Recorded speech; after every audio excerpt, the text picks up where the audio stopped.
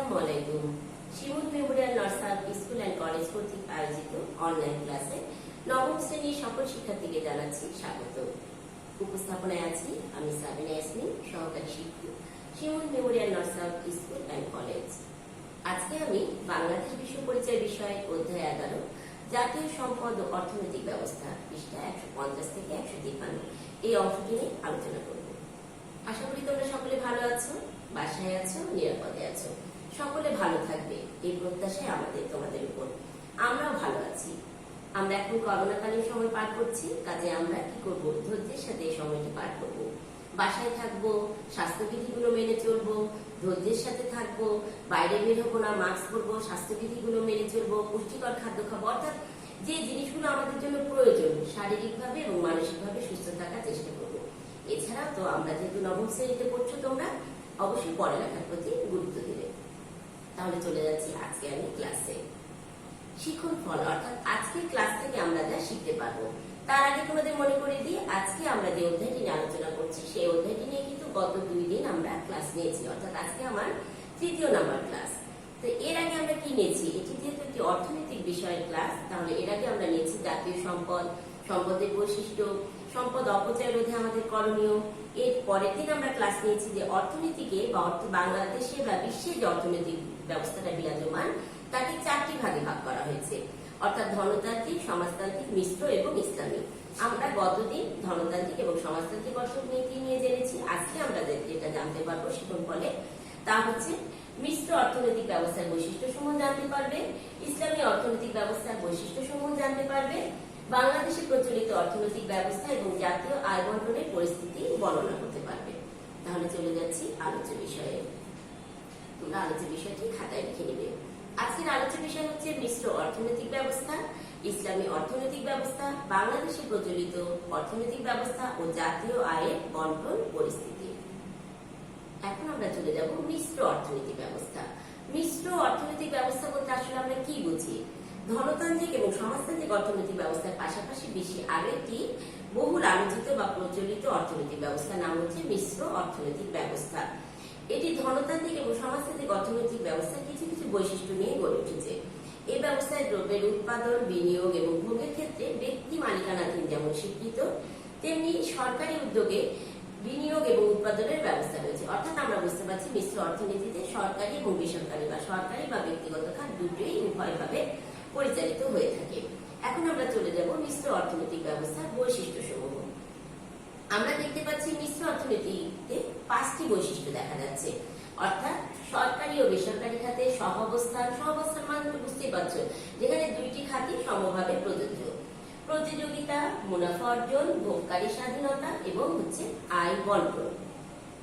সরকারি এবং বেসরকারি খাতে সহাবস্থান, এটি খুব গুরুত্বপূর্ণ মিশ্র অর্থনৈতিক ব্যবস্থায়। আমরা তো বুঝতেই পারছি মিশ্র মানে যেখানে 2টি উদ্যোগী এককভাবে বা সমভাবে যেখানে কাজ করে। তাহলে মিশ্র অর্থনীতিতে ব্যক্তি মালিকানা ও ব্যক্তি উদ্যোগের পাশাপাশি কিছু কিছু খাতে সম্পূর্ণ বা আংশিকভাবে সরকারি মালিকানা, উদ্যোগ ও নিয়ন্ত্রণ কার্যকর হয়ে থাকে। জনসাধারণের জন্য অত্যাবশ্যকীয় যে দ্রব্যগুলো রয়েছে বা সেবাগুলো রয়েছে, যেমন যোগাযোগ ব্যবস্থা, চিকিৎসা ব্যবস্থা, শিক্ষা প্রসার ইত্যাদি সরকারি নিয়ন্ত্রণে পরিচালিত হয়। এছাড়াও মৌলিক এবং বৃহৎ আয়তন যে শিল্প, অর্থাৎ বৃহৎ যে শিল্পগুলো আমরা দেখতে পাচ্ছি, জনকল্যাণমূলক যে প্রতিষ্ঠানগুলো দেখতে পাচ্ছি, বড় ব্যাংক, বীমা, আর্থিক প্রতিষ্ঠান, প্রধান আমদানি ও রপ্তানি দ্রব্য, জীবন রক্ষাকারী ওষুধ, শিশু খাদ্য, এসবগুলো সাধারণত সরকারি নিয়ন্ত্রণাধীন থাকে। আবার মানুষের যে নিত্য প্রয়োজনীয় ভোগ পণ্য, যেমন কৃষি পণ্য, কাপড়, তৈরি পোশাক, প্রক্রিয়াজাত খাদ্যদ্রব্য, হোটেল, রেস্তোরাঁ, ব্যক্তিগত যানবাহন ইত্যাদি ব্যক্তিগত উদ্যোগে উৎপাদিত এবং সরবরাহ হয়ে থাকে। তাহলে আমরা এক কথায় কি বলতে পারি যে মিশ্র অর্থনৈতিক ব্যবস্থায় সরকারি উদ্যোগ যেমন কাজ করে, তেমনি বেসরকারি উদ্যোগ অর্থাৎ ব্যক্তিগত উদ্যোগও কাজ করে এবং যৌথভাবে এই 2টি উদ্যোগ একসাথে কাজ করে যাচ্ছে। এর নামই হচ্ছে মিশ্র অর্থনৈতিক ব্যবস্থা। প্রতিযোগিতা, এই ব্যবস্থার বাজারে প্রতিযোগিতা দেখা যায়। মিশ্র অর্থনীতিতে ব্যক্তি এবং বেসরকারি খাতে প্রাধান্য থাকে, তাই দ্রব্য উৎপাদনের ক্ষেত্রে উৎপাদকের প্রতিযোগিতা এবং দ্রব্যের দাম নির্ধারণের ক্ষেত্রে বাজারের চাহিদা ও যোগানের স্বতঃস্ফূর্ত ক্রিয়া বিক্রিয়া বিরাজমান। দাম এবং সামর্থ্যের উপর ভিত্তি করে ক্রেতার পছন্দের উপরে উদ্যোক্তা কি করে বিনিয়োগ স্থির করে। এরপরে চলে যাব মুনাফা অর্জন। নিশ্চয় তোমাদের ধনতান্ত্রিক অর্থনৈতিক ব্যবস্থার কথা মনে আছে। ধনতান্ত্রিক অর্থনৈতিক ব্যবস্থায় কি আমরা দেখেছি? ব্যক্তিগত মালিকানাধীন, তাই না? আরো বৈশিষ্ট্য যেটা দেখেছি, সর্বাধিক মুনাফা অর্জন। আরেকটি কি বৈশিষ্ট্য দেখেছিলাম? সর্বাধিক মুনাফা অর্জনের জন্য কি হয়, অনেক সময় শ্রমিকরা শোষিত হয়। কিছু কিছু বৈশিষ্ট্য কিন্তু আমরা মিশ্র অর্থনৈতিক ব্যবস্থায় দেখতে পাবো। ধনতান্ত্রিক অর্থনৈতিক ব্যবস্থার কিছু কিছু বৈশিষ্ট্য। তাহলে মিশ্র অর্থনৈতিক ব্যবস্থায় সম্পত্তিতে ব্যক্তির মালিকানা, সিদ্ধান্ত গ্রহণে ব্যক্তির স্বাধীনতা ও বেসরকারি খাতে প্রাধান্য থাকে। তাই উৎপাদনকারীরা সকল অর্থনৈতিক কার্যাবলীর মূল উদ্দেশ্য থাকে সর্বাধিক মুনাফা অর্জন। অর্থাৎ যেটা বেসরকারি উদ্যোগে হয় তার মূল উদ্দেশ্য থাকে সর্বাধিক মুনাফা অর্জনে। এমনকি রাষ্ট্রীয় মালিকানাধীন খাতসমূহ কম বেশি মুনাফা অর্জনের উদ্দেশ্য দ্বারা প্রভাবিত হয়ে থাকে। এবার চলে যাব উদ্যোক্তা বা ভোগকারী স্বাধীনতা। এই অর্থ ব্যবস্থায় ভোগকারীরা অবাধে সাধারণ দ্রব্য ক্রয় বিক্রয় এবং ভোগ করতে পারে। তবে বিশেষ অবস্থায় বা দুর্যোগকালীন সময়ে উৎপাদনের বিপর্যয় ঘটলে সরকার যে কোনো দ্রব্যের ক্রয় বিক্রয়ে পরোক্ষ নিয়ন্ত্রণ ব্যবস্থা আরোপ করতে পারে। অর্থাৎ যেহেতু এখানে সরকারি নিয়ন্ত্রণ রয়েছে, তাদের সরকার এখানে নিয়ন্ত্রণ ব্যবস্থা বা নিয়ন্ত্রিত ব্যবস্থা দেখাতে পারে। এরপরে চলে যাব আয় বন্টন। আয় বন্টন কিন্তু খুব গুরুত্বপূর্ণ একটি পয়েন্ট তোমাদের জন্য মিশ্র অর্থনৈতিক ব্যবস্থা। মনে রাখবে যে এখানে বেশিরভাগ ক্ষেত্রে ধনতান্ত্রিক অর্থনৈতিক ব্যবস্থার মতো শ্রমিককে প্রাপ্য মজুরির চেয়ে কম মজুরি দেওয়া হয়। আমি একটু আগে যেটা বললাম যে ধনতান্ত্রিক অর্থনৈতিক ব্যবস্থা আমরা কি দেখেছি, যে প্রধান উদ্দেশ্যই থাকে সর্বাধিক মুনাফা অর্জন। মিশ্র অর্থনীতিতেও যেটা ব্যক্তিগত উদ্যোগে যে উদ্যোক্তারা কাজ করে, সেখানেও তাদের মূল উদ্দেশ্য থাকে সর্বাধিক মুনাফা অর্জন। এবং এই সর্বাধিক মুনাফা অর্জনের জন্য কি হয়, আয়ে অনেক সময় বৈষম্য দেখা যায় না, আবার দেখা যায় মাঝে মাঝে শ্রমিক অসন্তোষ বা শ্রমিক যে শোষিত বা শ্রমিক যে বঞ্চনা, সেই সুযোগটা থেকে যাচ্ছে। তাহলে আমরা দেখতে পাচ্ছি যে এই অবস্থাতে শ্রমিকরা তাদের প্রাপ্য মজুরি চাইতে কি পাচ্ছে, কম মজুরি পাচ্ছে এবং উদ্বৃত্ত মজুরি মুনাফার অন্তর্ভুক্ত হচ্ছে। ফলে উৎপাদিত সম্পদের সুষ্ঠু বন্টন হচ্ছে না, আয় বৈষম্য দেখা যাচ্ছে। মিশ্র অর্থনীতিতে যে অংশে সরকারি নিয়ন্ত্রণাধীন থাকে, এখন কিন্তু আমরা বললাম মিশ্র অর্থনীতিতে যে অংশে ব্যক্তিগত মানে উদ্যোক্তা থাকে। এখন আমরা যাব মিশ্র অর্থনীতিতে যে অংশে সরকারি মুনাফা থাকে, যেমন সে অংশে কিন্তু হচ্ছে যে মুনাফার কথা সরকার চিন্তা করে না, চিন্তা করে সামাজিক কল্যাণ, অর্থাৎ সব মানুষের যাতে কল্যাণ হয় সে অংশের কথা। এছাড়াও তোমরা মনে রাখবে বিশেষ বিশেষ ক্ষেত্রে, যেমন শিক্ষা ক্ষেত্রে, স্বাস্থ্য ক্ষেত্রে সরকার কি করে, মুনাফার কথা চিন্তা করে না, চিন্তা করে যে সার্বিক যেটা কল্যাণ সেই ব্যবস্থা করা। এছাড়া আরো কিছু ক্ষেত্র রয়েছে, যেমন হচ্ছে পরিবহন, টেলিযোগাযোগ, এগুলোতেও কিন্তু সরকার মুনাফা নিয়ন্ত্রণের ব্যবস্থা করে। তাহলে আমরা দেখতে পাচ্ছি মিশ্র অর্থনীতিতে ধনতান্ত্রিক অর্থনীতির দুইটি বৈশিষ্ট্য এখানে বিরাজমান। যেমন এখানে শ্রমিক শোষিত হতে পারে, আবার আয় বৈষম্য দেখা দিতে পারে। তাহলে আমরা বুঝতে পারছি মিশ্র অর্থনীতির 5টি বৈশিষ্ট্য নিয়ে তোমাদের সাথে আমি আলোচনা করলাম। এই 5টি বৈশিষ্ট্যের মধ্যে কিছু কিছু বৈশিষ্ট্যে কিন্তু ধনতান্ত্রিক অর্থনৈতিক ব্যবস্থার মিল বা সাদৃশ্য আমরা খুঁজে পাচ্ছি। আমি প্রথমে যখন মিশ্র অর্থনীতি নিয়ে তোমাদের সঙ্গে আলোচনা করছিলাম, আমি প্রথমে বলেছিলাম যে ধনতান্ত্রিক এবং সমাজতান্ত্রিক অর্থনীতির কিছু কিছু বৈশিষ্ট্য এখানে আমরা দেখতে পাবো। এখন আমি চলে যাব ইসলামী অর্থনৈতিক ব্যবস্থা। ইসলামী অর্থনৈতিক ব্যবস্থাটা আসলে কি? ইসলামী অর্থনৈতিক ব্যবস্থার মূল ভিত্তি হচ্ছে পবিত্র কুরআন এবং হাদিস, অর্থাৎ মুসলিম আইন অনুযায়ী, মুসলিম শাসন অনুযায়ী এবং মুসলিম আইনের যে একটা প্রধান যে একটা বড় মাধ্যম রয়েছে সেটা হচ্ছে কুরআন। এটা হচ্ছে লিখিত একটা মাধ্যম। এই মাধ্যমে অনেক কিছু বলা হয়েছে যেটা আমাদের বাস্তব জীবনের সাথে আমরা কিভাবে ব্যবসা করবো সেভাবে জড়িত। অর্থাৎ কুরআন হাদিসের ভিত্তিতে যে অর্থনৈতিক ব্যবস্থা পরিচালিত হয় তাকে আমরা বলছি ইসলামী অর্থনৈতিক ব্যবস্থা। দেখো আমি দুটি চিত্র দিয়েছি এখানে, চিত্র দুটিতে আমরা বুঝতে পারছি যে এটা আমরা ইসলামী অর্থনৈতিক ব্যবস্থা নিয়ে আলোচনা করব।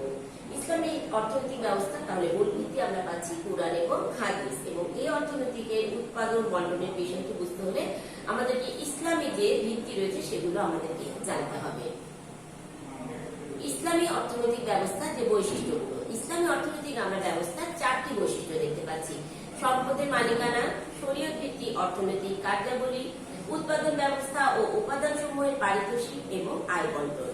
সম্পদের মালিকানা, ইসলামী সম্পদের মালিকানা বা ইসলামের যেটা বলা হচ্ছে যে প্রধান বৈশিষ্ট্য, সম্পদের মালিকানা হচ্ছে ব্যক্তিগত স্বীকৃত, অর্থাৎ ইসলামী সম্পদের ব্যক্তিগত মালিকানা হচ্ছে স্বীকৃত, যেখানে আমরা ধনতান্ত্রিক বৈশিষ্ট্যের সাথে মিল পাচ্ছি।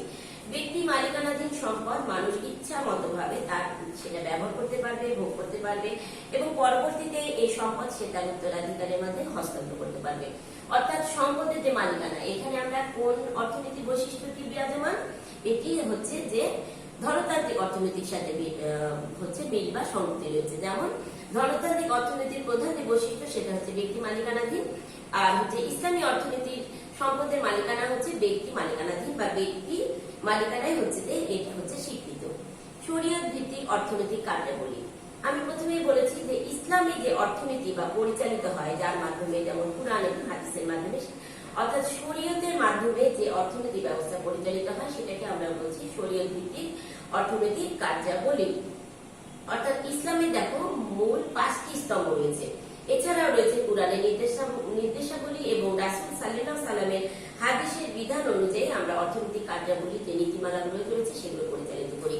মোট কথা, সম্পদের মালিকানাটা হচ্ছে ব্যক্তিগত মালিকানাধীন স্বীকৃত এবং শরীয়ত ভিত্তিক অর্থনৈতিক কার্যাবলীটা হচ্ছে একদম শরীয়ত ভিত্তিক, অর্থাৎ ইসলামের যে 5টি মূল স্তম্ভ রয়েছে, এছাড়া কুরআন এবং হাদিস অনুযায়ী যেভাবে ইসলাম চলতে বলেছে বা যেভাবে ইসলাম সম্পদ ব্যয় করতে বলেছে সেভাবে চলাকে আমরা বলছি শরীয়ত ভিত্তিক অর্থনৈতিক কার্যাবলী।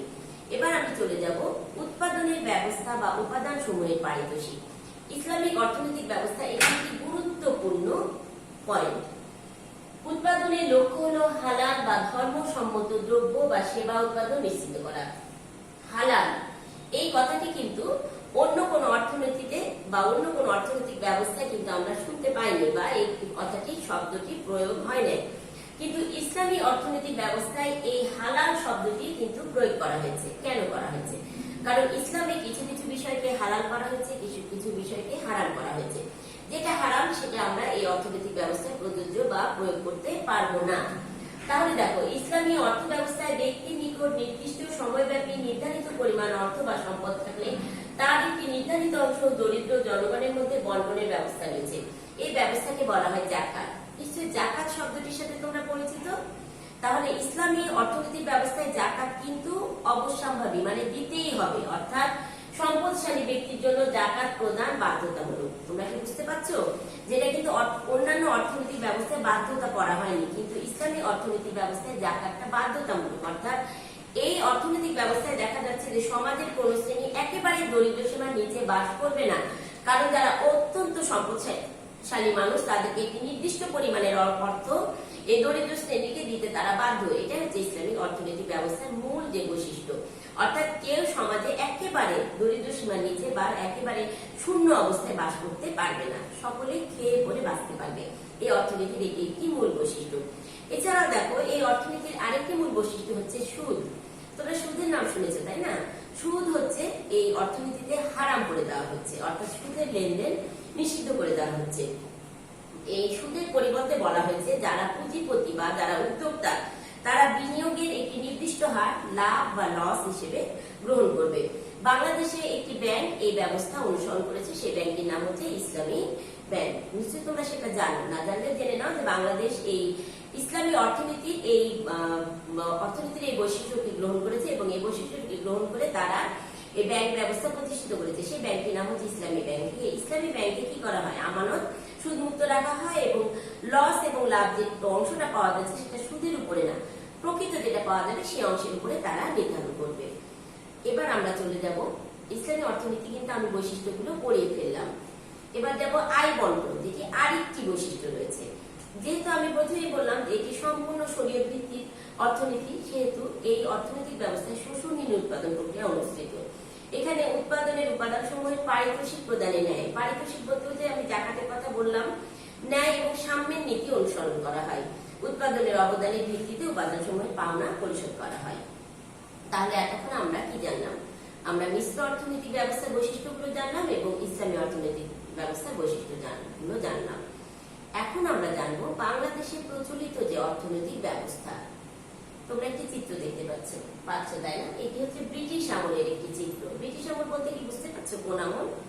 অর্থাৎ আমি বাংলাদেশে প্রচলিত যখন অর্থনৈতিক ব্যবস্থা নিয়ে আলোচনা করব তখন আমাদেরকে একটু পিছন ফিরে যেতে হবে। তার কারণ দেখো, এই অঞ্চলে এক সময় সামন্ততান্ত্রিক অর্থনীতি প্রচলিত ছিল। কোন সময়? অর্থাৎ প্রাচীন বাংলা, মুসলিম অঞ্চল এবং মোগল আমল যখন আমরা দেখেছি, এরপরে আমরা দেখেছি হচ্ছে যে ইংরেজ আমল অর্থাৎ ব্রিটিশ আমল। এই সময়ে এই অঞ্চলে সামন্ততান্ত্রিক অর্থনীতি প্রচলিত ছিল। অর্থাৎ এই সময় ভূস্বামী দ্বারা কি হতো? অর্থনীতি ব্যবস্থাটা পরিচালিত ছিল। অর্থনীতি ছিল মূলত কৃষি নির্ভর। ভূস্বামীদের বলা হতো জমিদার, অর্থাৎ সেই সময় জমিদারি প্রথাটা প্রচলিত ছিল। সেই সময় জমিদাররা সেই তাদের অঞ্চলটা নিয়ন্ত্রিত করত। প্রয়োজনে তারা কি করতো, লাঠি আর বাহিনী কি করতো, ব্যবহার করতো। তোমরা কি বুঝতে পারছো? আমি এই যে ব্রিটিশ আমলের একটি চিত্র এখানে দেখিয়েছি।